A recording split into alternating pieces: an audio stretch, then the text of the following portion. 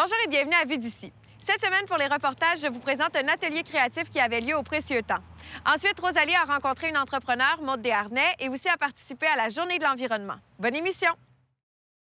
Ce soir, nous sommes au Précieux Temps pour participer à des ateliers créatifs. Ce seront des mandalas sur rondins qui seront réalisés par les participants à l'activité.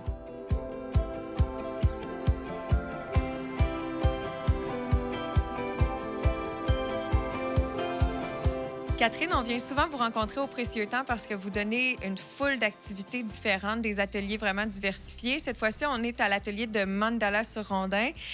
Parlez-moi de l'idée, comment elle est survenue, pourquoi vous avez décidé d'appliquer ça au Précieux Temps? Bien, c'est un atelier qui est assez zen et puis on aime aussi axer les ateliers sur la concentration, la gestion du stress, puis l'estime de soi aussi. Fait que, tu sais, autant comme vous voyez les enfants que les adultes, ils retrouvent leur compte ici, dans le sens où est-ce qu'on prend notre temps. C'est vraiment une technique où est-ce que c'est des petits points de couleur qu'on vient apposer sur le rondin de bois. On le fait sur d'autres objets aussi, là, mais principalement celui-là ce soir qu'on utilise. Ça fait longtemps que tu travailles avec Maryse, de plus en plus. C'est elle qui donne la majorité de tes ateliers d'art. Comment ça se passe, votre collaboration? Ça va super bien. Maryse est avec moi là, presque à temps plein depuis février. Elle me donne vraiment un bon coup de main. C'est mon bras droit, si on peut dire. Mais une chance que je l'ai parce que vraiment, elle fait beaucoup de choses pour moi. Puis les ateliers d'art vont super bien. Elle fait un nouvel atelier, ça s'appelle l'exploration artistique les mardis soirs. On les donne à peu près aux 2 semaines. Puis c'est quelque chose de nouveau qu'on veut lancer là, sur plusieurs semaines pour l'été. Pour l'été, vous allez avoir une option camp d'été pour les jeunes. Pourquoi tu as décidé de faire ça? Est-ce que c'était une demande que tu avais? Oui, ça m'était demandé des ateliers d'art pour les jeunes en camp d'été. L'année passée, je m'étais pris un petit peu à la dernière minute. On venait d'ouvrir aussi, ça faisait pas si longtemps. Par contre, c'est ça, j'avais donné quelques journées fixes, mais pas des semaines. Puis là, c'est la première année que je donne des semaines complètes.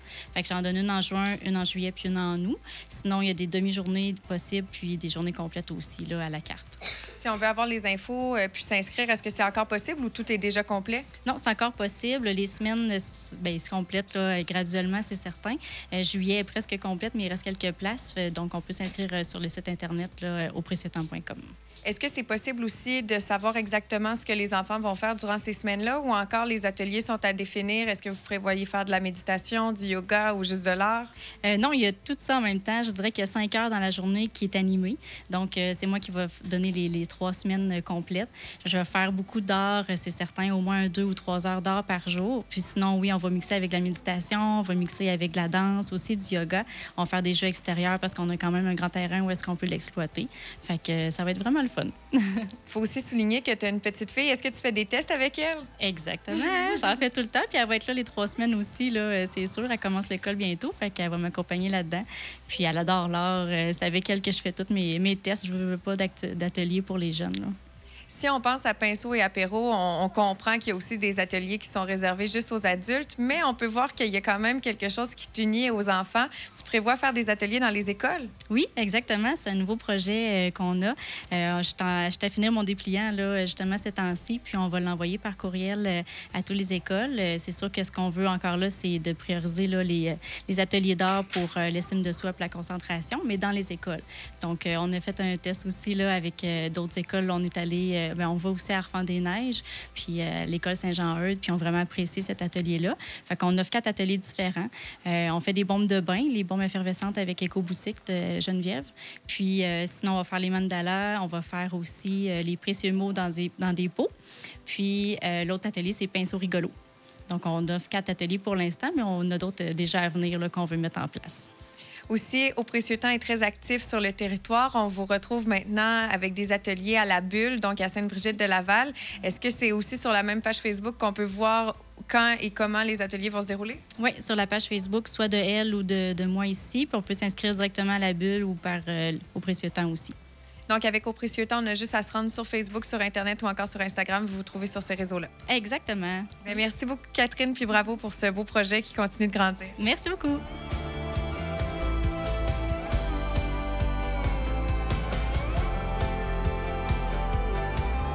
Parlez-moi un peu de qu'est-ce que c'est un mandala, puis pourquoi vous décidez d'exploiter cet art-là avec les gens qui participent? Un mandala, c'est... nous, on les fait sur des rondins souvent, mais on peut le faire sur d'autres supports aussi. C'est fait avec des petits points. À partir d'un point central, on dépose des petits points de couleur. Nous, on prend de la peinture acrylique. On pourrait le faire avec d'autres choses, des crayons feutres ou n'importe. Puis, on a décidé de faire ça parce qu'ici, au Précieux Temps, c'est le concept de prendre son temps, avoir du temps de qualité. Puis, quand on crée les mandalas, on est comme un peu dans une énergie où on est zen. C'est relaxant, fait que ça fit bien avec la mission du centre, dans le fond. Je trouvais ça intéressant aussi, vous expliquer d'où ça vient réellement, les mandalas. Pouvez-vous nous parler un peu de cette histoire-là, de l'historique de ce signe? En fait, ça vient des moines bouddhistes qui, eux, faisaient ça pour méditer, pour s'intérioriser. Et ils faisaient ça souvent en équipe de 4. Après quelques jours, 3-4 jours, ils détruisaient le mandala. Le but était de vraiment méditer, mais pas d'avoir une œuvre finale, finalement. Parlez-moi des autres choses que vous apprenez aux gens qui participent. Je donne des cours de peinture aux enfants, aux adultes. On vient de commencer une série d'ateliers exploratoires de l'art. À chaque fois, j'aborde un thème nouveau. Fait qu'on va couvrir l'acrylique, l'huile, l'aquarelle, le pastel. On voit des choses différentes. Puis ces ateliers-là, c'est vraiment pour que les gens puissent essayer quelque chose sans défrayer un coût énorme en matériel ou en cours pour se rendre compte que finalement, ils n'aimeraient peut-être pas ça. Et donc, après, ils peuvent décider est-ce que j'ai le goût d'investir dans du matériel ou de me payer des cours dans cette technique-là. Vous travaillez presque à temps plein avec Catherine depuis quelques semaines. Est-ce que c'est pour l'élaboration de nouveaux projets, de nouvelles idées? Qu'est-ce que vous mettez de l'avant? Puis qu'est-ce qu'on pourrait voir naître au Précieux Temps dans les prochaines années? On va mettre de l'avant des ateliers dans les écoles. On invite les garderies, les CPE ici. On veut aussi investir du temps au niveau des personnes âgées. Fait que là, on se déplace à ce moment-là, comme dans les écoles. On va se déplacer dans les centres de personnes retraitées. Puis, bien évidemment, faire rouler les ateliers ici. Fait que ça prend toujours des nouvelles choses pour tout le monde, pour qu'il y en ait pour tous les goûts. Hein. Qu'est-ce qui vous motive à vouloir inculquer ce que vous avez déjà appris aux autres? C'est sûr que l'art, pour moi, c'est vraiment c'est thérapeutique. Ça me fait du bien. Fait que si je peux redonner un peu de ça aux gens qui viennent, bien tant mieux, là.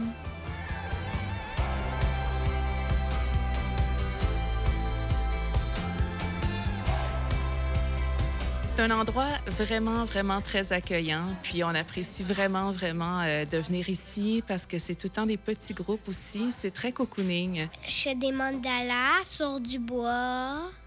Comment tu trouves ça? J'aime beaucoup ça. J'aime beaucoup faire des expériences, peinturer sur des roches que je suis allée dehors avec mon ami. C'est une petite équipe, Catherine, Maryse. Est-ce que vous croyez que ça bonifie l'offre d'Au Précieux Temps? Absolument, parce qu'on s'attend à les voir, à avoir vraiment une ressource qu'on connaît. Donc, ça peut être sécurisant pour certaines personnes qui viennent ici, mais on a vraiment un très, très, très bel accueil ici. Si ta maman te disait ou te proposait de revenir faire un atelier au Précieux Temps, est-ce que tu serais content? Oui!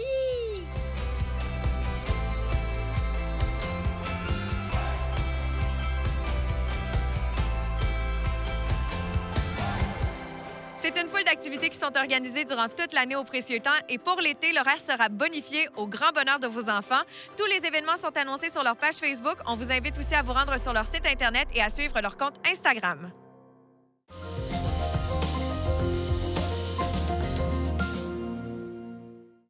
Aujourd'hui, on s'immisce dans l'univers de travail de Maude Desharnais, qui est une entrepreneure de Lac-Beauport ainsi qu'une coach et une formatrice pour les entreprises et les individus. Voici son portrait.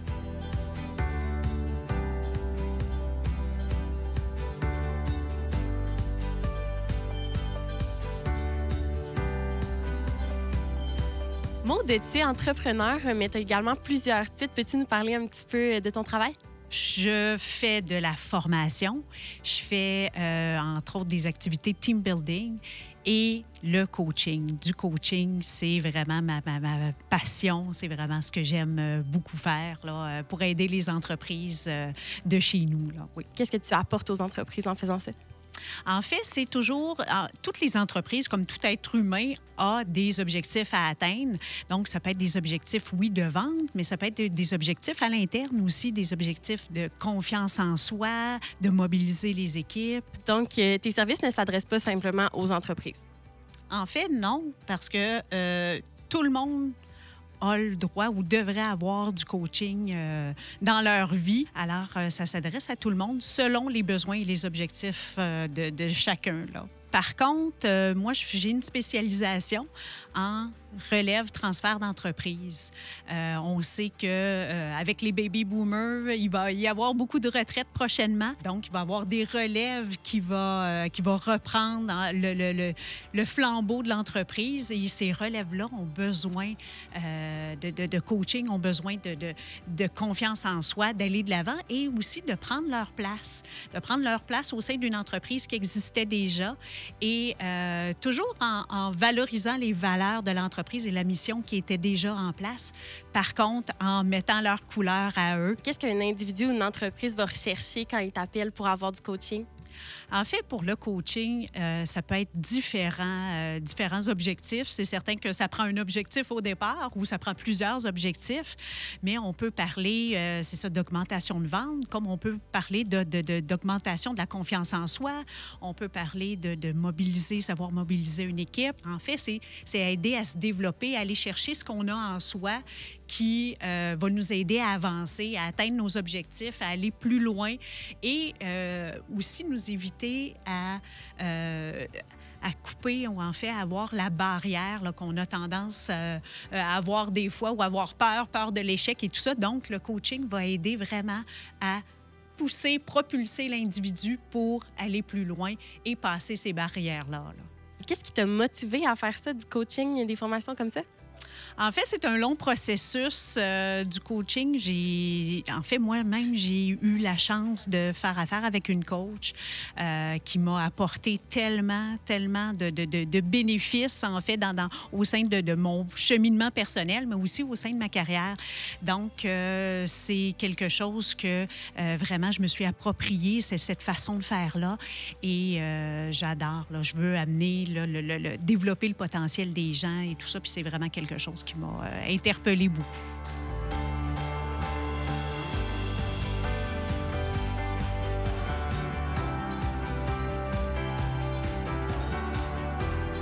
Donc, tu travailles beaucoup avec LMI. C'est un outil que tu utilises. Parle-moi un petit peu de la façon dont il se démarque pour ton travail. LMI, en fait, c'est un outil qui est extraordinaire pour le coaching. LMI, c'est Leadership Management International. C'est en fait un outil, une compagnie qui est reconnue à travers le monde entier. Le LMI nous offre les outils pour justement nous aider dans le coaching. C'est un processus qui est multisensoriel. On le sait, chacune des personnes a des façons différentes d'apprendre. Il y en a qui sont visuels, il y en a qui sont auditifs, il y en a qui ont besoin de toucher ou de faire pour apprendre. Alors, LMI, dans ses outils, en fait, utilise toutes ces façons de faire-là pour pouvoir vraiment favoriser un apprentissage qui va être permanent, en fait, dans le temps et qui va vraiment être ancré en nous pour justement que ça puisse perdurer là, éventuellement pour l'atteinte de tous nos objectifs. Et puis, on va utiliser aussi la répétition espacée.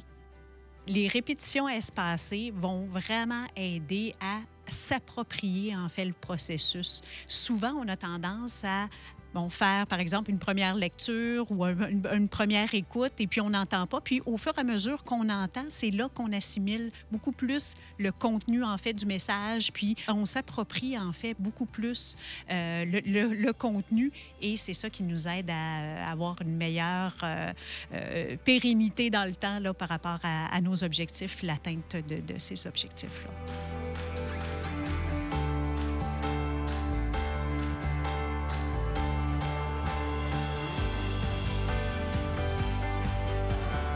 Donc, on a parlé beaucoup de ce que tu offres comme service, mais quel type de formation exactement tu offres? En fait, je suis présentement en développement d'un nouveau projet. Je veux offrir des formations sur le web. En fait, mon but est vraiment d'offrir des formations directement sur le web, donc que les entreprises, que les gens vont pouvoir utiliser sur leur site de travail quand quand elles le veulent. Et donc, ça va être assez complet, mais ça va être des sujets comme, par exemple, les grugeurs de temps. On parle aussi, la communication. On parle toujours aussi de faire face au changement. Faire face au changement, ça, je veux dire, des changements, il y en a quotidiennement en entreprise. Il y en a régulièrement, en fait, en entreprise. Donc, ce sont tous des types de formations, en fait, qui vont être offertes là, prochainement sur mon site Web. Donc, on a parlé de coaching, on a parlé de formation. Tu fais aussi du team building. Parle-nous un petit peu de ça. Oui, le team building, en fait, c'est des activités sur mesure selon les besoins de l'entreprise. Team building, là, c'est vraiment pour créer une cohésion d'équipe. On parle de team building, ça peut être une activité sportive, comme ça peut être une activité plus bureau, axée sur, par exemple, la communication. Mais le but, c'est vraiment de créer une synergie d'équipe pour que tous les gens apprennent à travailler ensemble selon les forces de chacun. Donc ça, c'est une activité là, qui est très, très, très appréciée en entreprise.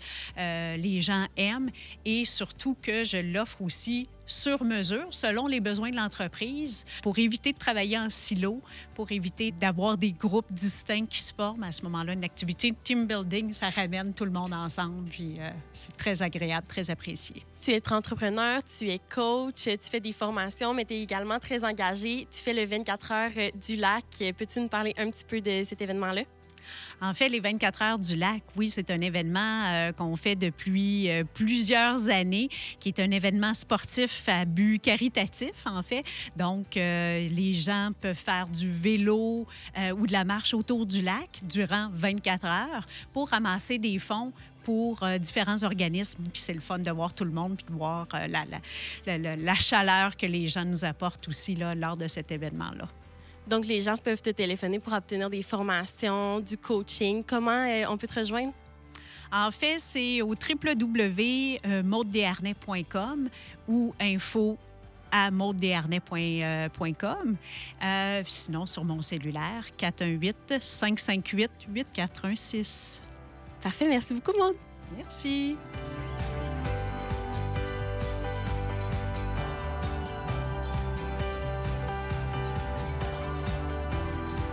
Pour obtenir plus d'informations sur les services offerts par Maude Desharnais, vous pouvez vous rendre sur son site internet www.maudedesharnais.com ou sur sa page Facebook Maude Desharnais Coaching et Formation.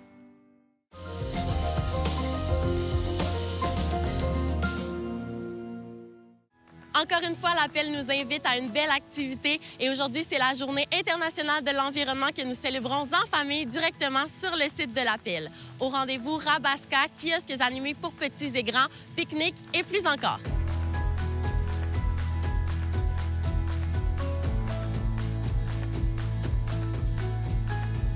Mélanie, vous êtes directrice générale de l'appel. Parlez-nous un petit peu de l'événement d'aujourd'hui. La Journée de l'environnement, dans le fond, c'est un rassemblement pour unir la population locale et l'appel et ses partenaires qui protègent et qui travaillent à la sensibilisation, mais aussi à la préservation là, de tout le bassin versant de la rivière Saint-Charles. Donc, on a autant des gens du milieu, le conseil des quartiers est ici, des fois on collabore avec eux, mais il y a l'organisme des bassins versants de la capitale, la Société de la rivière Saint-Charles, de nombreux kiosques aussi de l'appel pour vous faire découvrir ce qu'on fait. Mais en fait, c'est vraiment pour faire découvrir tout ce qui peut se faire au niveau environnemental dans le bassin versant. Là. Aujourd'hui, il y a beaucoup d'activités qui sont proposées. C'est un événement familial. Qu'est-ce que ça représente pour vous de sensibiliser les enfants?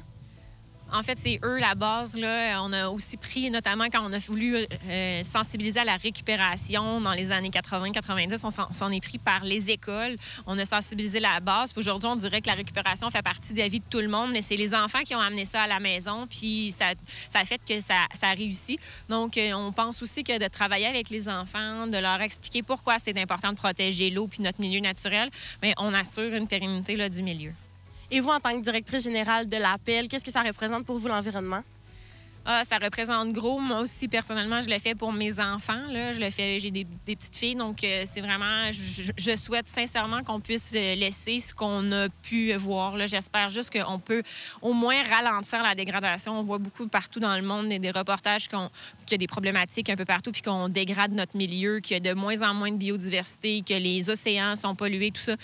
Moi, dans le fond, ma part, je la fais dans mon quotidien, dans mon travail, mais j'essaie de plus en plus de multiplier à faire faire des multiplicateurs avec les enfants, mais aussi avec tous les gestionnaires avec lesquels on travaille.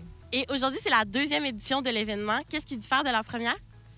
En fait, c'est vraiment plus gros cette année. La première année, on a testé la chose, on a essayé quelque chose, puis ça a fonctionné. Il y a beaucoup de monde qui sont venus. Donc, on s'est dit, bien, si les gens sont intéressés, on va reprendre. Puis on a mis un peu plus d'énergie cette année encore, et puis plus de partenaires sont présents maintenant.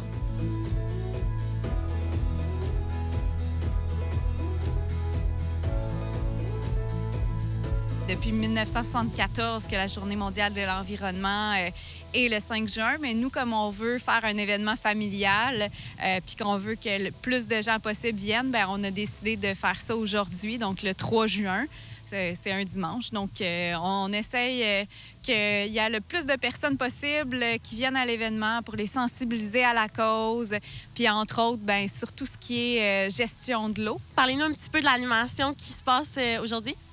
Bien, en fait, on a 13 kiosques d'animation. On a des ateliers aussi toute la journée pour les enfants. On en a 4 qui roulent dans la journée sur toutes les thématiques, comme je parlais, là, environnementales, divers sujets. Il y a une maquilleuse qui est là aussi pour les enfants. On va avoir un petit jam sur l'heure du dîner, donc un peu de musique. On va avoir aussi l'inauguration d'un de nos projets, l'art au service de l'eau, qui va avoir lieu sur l'heure du dîner également. Puis on a invité un food truck aussi, là, donc pour que les gens restent toute la journée jusqu'à 3 heures avec nous. Puis on a également fait un passeport environnemental pour que les jeunes puissent se déplacer de kiosque en kiosque puis aller chercher des étampes. Ça leur donne droit de participer au concours de prix de présence puis de gagner des super de beaux prix qui viennent de nos partenaires. Qu'est-ce que ça représente pour vous de sensibiliser les enfants à la cause de l'environnement? Bien, c'est les générations futures, hein? Donc c'est très important que nos générations futures soient sensibilisées, qu'on en parle beaucoup, c'est important. On veut s'assurer aussi que les enfants soient au courant de ça, puis que l'eau, bien, c'est important d'en faire attention, puis que ça va au-delà de quand on est juste sur le bord de l'eau, mais d'en faire attention aussi quand on est à la maison. C'est bien sûr l'Appel qui organise cet événement-là. Parlez-nous un petit peu de l'association et de ses objectifs. Bien, l'Association pour la protection de l'environnement du Lac-Saint-Charles et des Marais du Nord, bien, c'est une organisation qui existe depuis 1980. On est un organisme à but non lucratif. On gère également les Marais du Nord. Puis, notre organisation, nous, on gère le bassin versant du Lac-Saint-Charles. Donc, on s'assure de protéger la ressource en eau. Donc, on s'assure que tout ce qui est fait dans le bassin versant du Lac-Saint-Charles respecte, dans le fond, nos critères pour s'assurer que notre eau qu'on boit, qui est distribuée pour 300 000 citoyens de la Ville de Québec, bien, qu'elle soit bonne à la consommation puis qu'on puisse la garder le plus longtemps possible.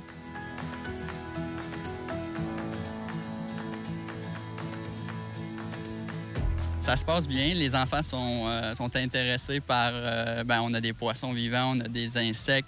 Donc, c'est sûr que ça attire l'œil. Après ça, je pense qu'ils sont quand même intéressés à savoir le rôle de ces organismes-là là, dans les écosystèmes. Puis les adultes aussi, donc je pense qu'il y a une bonne réponse quand même. Là. Ça se passe bien, ça se passe bien. Il y a quelques gens qui viennent nous voir. On a quelques petits jeux ludiques là, qui pourraient être plaisants pour les enfants, mais sinon, on peut parler aux adultes aussi pour faire un peu de sensibilisation, pour aider un peu notre beau lac. Parle-nous un petit peu de ton kiosque aujourd'hui. Oui, ce kiosque, pour les enfants, en fait, on les fait planter des végétaux. Donc, on a 3 végétaux qu'on leur fait planter, du tournesol, des fraises et aussi des haricots. Et le but, c'est un jeu. Donc, ils doivent tout d'abord trouver la bonne graine de la plante qu'ils veulent faire planter. Et ensuite, on leur explique les 3 besoins primaires des plantes. Donc, une plante, ça a besoin de quoi pour survivre? Bien, du soleil, de la terre, des nutriments, quoi, et de l'eau. Donc, un à un, on est allé chercher ces éléments-là. Qu'est-ce que ça représente pour toi de sensibiliser les plus jeunes? Bien, je pense que c'est le plus important. Les plus jeunes, c'est l'avenir. Puis si eux, en fait, sont bien sensibilisés, bien, ils vont être capables de prendre soin là, de tous nos lacs, nos rivières et tout l'environnement en général. Si on veut que les futurs adultes de notre monde prennent soin de l'environnement, il faut commencer tôt à les conscientiser. C'est les futures générations, donc c'est les futurs porteurs. C'est souvent une porte d'entrée aussi pour toucher aux parents ou aux familles plus en général. Fait que même dans les écoles primaires, secondaires, on voit que les enfants adoptent souvent des attitudes un peu plus proactives sur le plan de la protection environnementale, puis ça percole jusqu'aux parents. T'as fait petit mousse dans la brousse? Ouais. Oui. Est-ce que t'as aimé ça? Oui. Est-ce que t'as appris des choses? Oui. Est-ce qu'il faut faire attention à l'environnement? Oui. Oui. Sinon, parce que si on coupe les arbres, on n'aura plus d'arbres. La planète va mourir. Genre comme ça, là. Qu'est-ce que t'as appris aujourd'hui sur l'environnement? Que les arbres, c'est bon pour l'environnement. Ça nous aide à respirer. Et qu'on en a acheté beaucoup. T'as du plaisir aujourd'hui? Tu t'amuses? Oui. T'aimes ça apprendre des choses sur l'environnement? Oui. Aujourd'hui, c'est un événement familial. Qu'est-ce que ça représente pour vous, cet événement-là? Bien, c'est sûr que pour moi, l'environnement, c'est important. Je travaille en environnement au ministère de l'Environnement. Je suis nouvellement membre du CA de l'Appel. C'est sûr que je veux transmettre ça à mes enfants.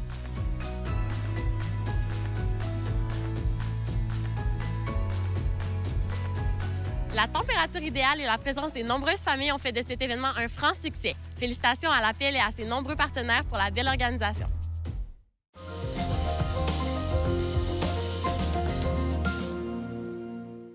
Encore une fois, merci d'avoir été à l'écoute de Vue d'ici cette semaine. Avant de vous quitter, je vous rappelle de vous inscrire à notre concours 5 photos top chrono. Vous devez mettre en valeur le territoire et vous pourriez gagner différents prix. Toutes les photos seront diffusées en juillet 2018 sur nos ondes. Si vous voulez plus de détails, rendez-vous sur notre site Internet dans la section concours. D'ailleurs, en vous rendant sur le www.ccap.tv, vous pourrez revisionner l'émission d'aujourd'hui, tout comme sur la plateforme CCAP Go. On se dit à la semaine prochaine pour 3 nouveaux reportages de Vue d'ici.